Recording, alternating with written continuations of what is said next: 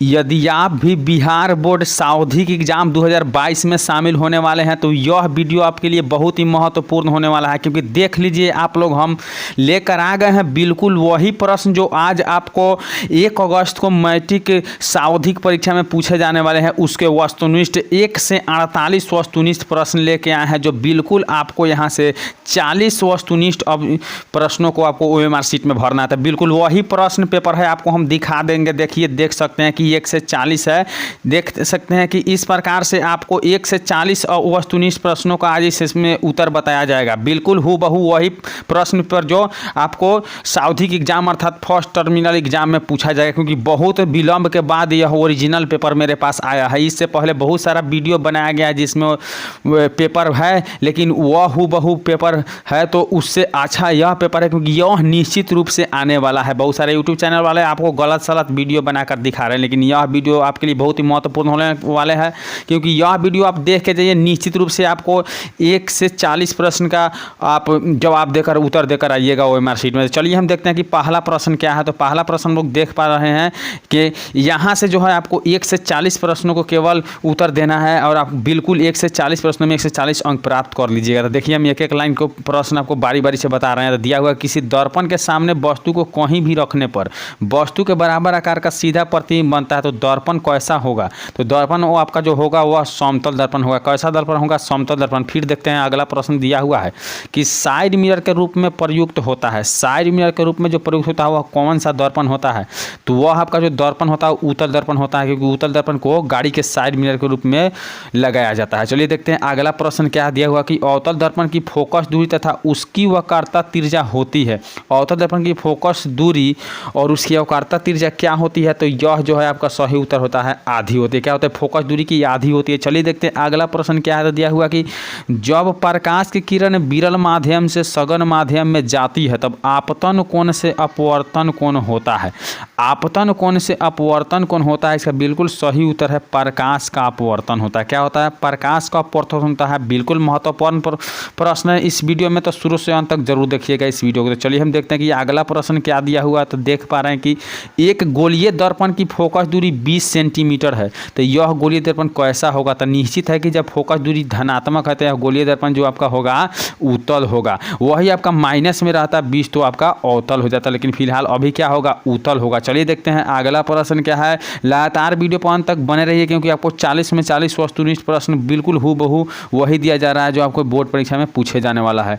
तो देखिए, छठा नंबर प्रश्न है, किसी बिंदु वस्तु से निकलकर किरणों को किसी लेंस से अपवर्तित होकर जिस बिंदु पर मिलती है उसे कहते हैं। तो जिस बिंदु पर मिलते हैं उसे क्या कहते हैं? तो उसे कहा जाता है फोकस कहा जाता है। क्या कहा जाता है? फोकस कहा जाता है। तो चलिए आप लोग लगातार एक एक प्रश्न को देखते रहिए। अब हम लोग अगला प्रश्न देखते हैं। 7 नंबर प्रश्न है कि किसी वस्तु का प्रतिबिंब नेत्र के किस भाग पर बनता है? तो वस्तु का जो प्रतिबिंब होता है नेत्र लेंस के दृष्टि पटल पर बनता है। कहाँ पर तो बनता है? दृष्टि पटल अर्थात रेटिना पर बनता है। चलिए अब देखते हैं अगला प्रश्न दिया हुआ है कि सामान्य नेत्र अधिकतम कितनी दूर तक की वस्तुओं को देख सकता है?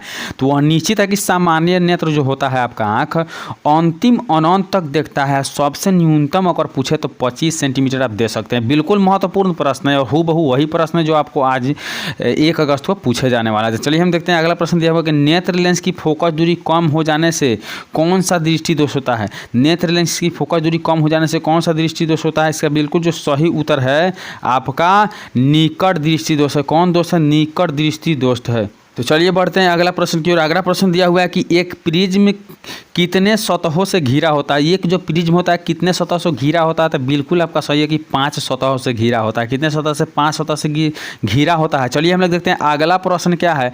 तो आप लोग देख पा रहे हैं कि जो अगला प्रश्न क्या है। तो दिया हुआ है कि ऐसे पदार्थ जिनसे होकर क्या है कि ऐसे पदार्थ जिनसे होकर प्रकाश आसानी से पार कर जाता है उसे क्या कहा जाता है? तो प्रकाश जब आसानी से पार कर जाता है उसे हम लोग कहते हैं कि यह जो है पारदर्शी है। क्या है? पारदर्शी है। चलिए देखते हैं अगला प्रश्न क्या है। तो अगला प्रश्न दिया हुआ है कि समीकरण Cu + O2 और Cu किस प्रकार की अभिक्रिया है? जिस अभिक्रिया में ऑक्सीजन लिया जाता है वो ऑक्सीकरण अभिक्रिया होता है, इसलिए ऑप्शन बी सही है।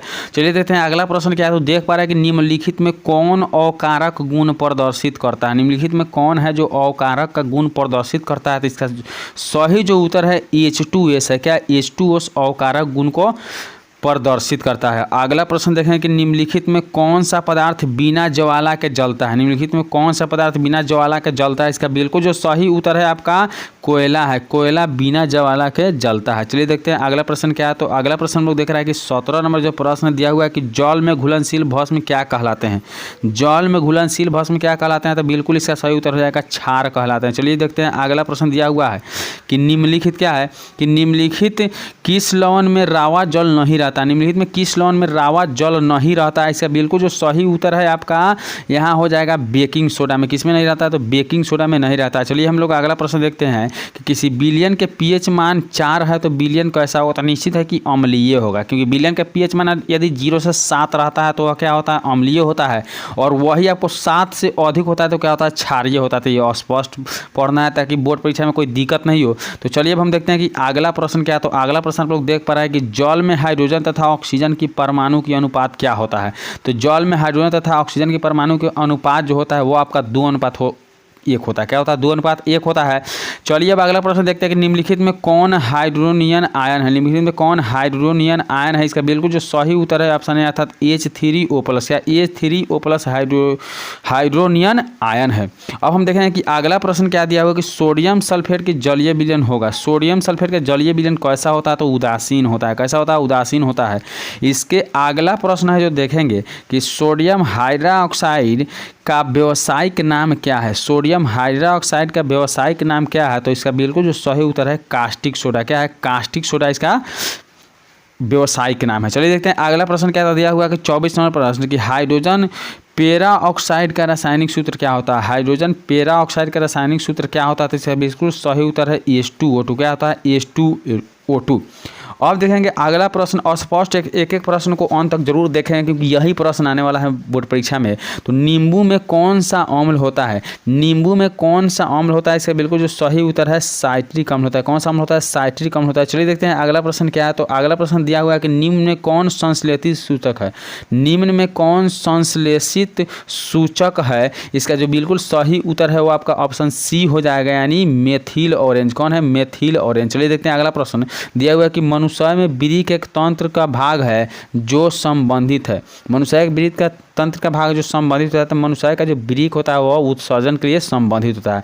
चलिए देखते हैं अगला प्रश्न क्या दिया हुआ है कि पादप में जाइलम उत्तरदायी होता है। पादप में जाइलम उत्तरदायी होता है, बिल्कुल आपका सही है कि जल के वाहन के लिए। किसके लिए, तो जल के वाहन के लिए उत्तरदायी होता है। अगला प्रश्न देखें कि पौधे में गैसों का आदान प्रदान के लिए रहते हैं। पौधे में गैसों का आदान प्रदान के लिए रहते हैं, इसका बिल्कुल जो सही उत्तर है ऑप्शन ए अर्थात रंध्र रहते हैं। क्या रहते हैं, रंध्र रहते हैं।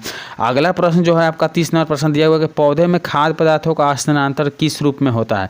पौधों में खाद्य पदार्थ का स्थानांतरण किस रूप में होता है, तो आपका जो होता है ग्लूकोज के रूप में होता है। किसके रूप में, ग्लूकोज के रूप में होता है। चलिए देखते हैं अगला प्रश्न क्या है। तो अगला प्रश्न हम लोग देख पा रहे हैं कि दिया हुआ है कि स्वपोषी पोषण के लिए आवश्यक है। स्वपोषी पोषण के लिए क्या आवश्यक होता है, तो स्वपोषी पोषण के लिए जो आवश्यक होता है बिल्कुल जो होता है आपका इनमें से सभी, क्योंकि CO2 गैस भी चाहिए और जल भी चाहिए, क्लोरोफिल भी चाहिए और सूर्य का प्रकाश भी चाहिए। चलिए देखते हैं अगला प्रश्न क्या दिया हुआ है कि दही के जमने में कौन सा अभिक्रिया होती है।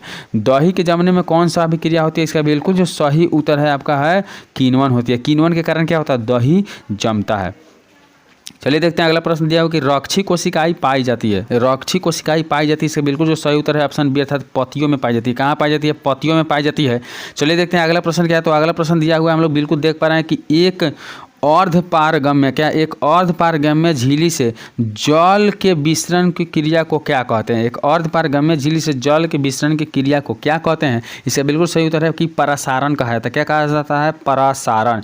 अब देखेंगे अगला प्रश्न है कि मृत जीवी का उदाहरण है। मृत जीवी का उदाहरण क्या है, तो इसका सही उत्तर है गोबर का छाता। गोबर का छाता जो है मृत जीव का उदाहरण है।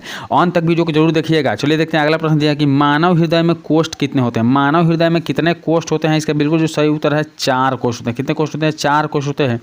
अब अगला प्रश्न जो दिया है कि स्टेथोस्कोप क्या है, स्टेथोस्कोप द्वारा क्या मापा जाता है। स्टेथोस्कोप द्वारा क्या मापा जाता है, इसका बिल्कुल जो सही उत्तर है ऑप्शन बी अर्थात रक्त का दाब मापा जाता है। चलिए देखते हैं अगला प्रश्न दिया हुआ है कि निःश्वास द्वारा निकली वायु में रहती है। निःश्वास द्वारा निकली वायु में क्या रहती है, तो इसका बिल्कुल जो सही उत्तर है आपका CO2 गैस रहती है सर, कार्बन डाइऑक्साइड रहती है। चलिए देखते हैं अगला प्रश्न क्या है। तो अगला प्रश्न हम लोग देख पा रहे हैं कि किसकी उपस्थिति के कारण रक्त लाल दिखता है, किसकी उपस्थिति के कारण रक्त लाल दिखता है, बिल्कुल सही उत्तर है हीमोग्लोबिन। तो चलिए हम लोग 1 से 40 तक ले ऑब्जेक्टिव प्रश्न देखें, हूबहू यही प्रश्न पूछा जाएगा। तो वीडियो देखने के लिए धन्यवाद। अगर चैनल पर नए हैं तो सब्सक्राइब कर लीजिए और वीडियो अच्छा लगे तो एक लाइक जरूर कर देना। चलिए मिलते हैं, अब लघु उत्तरीय प्रश्न लेकर आ रहे हैं।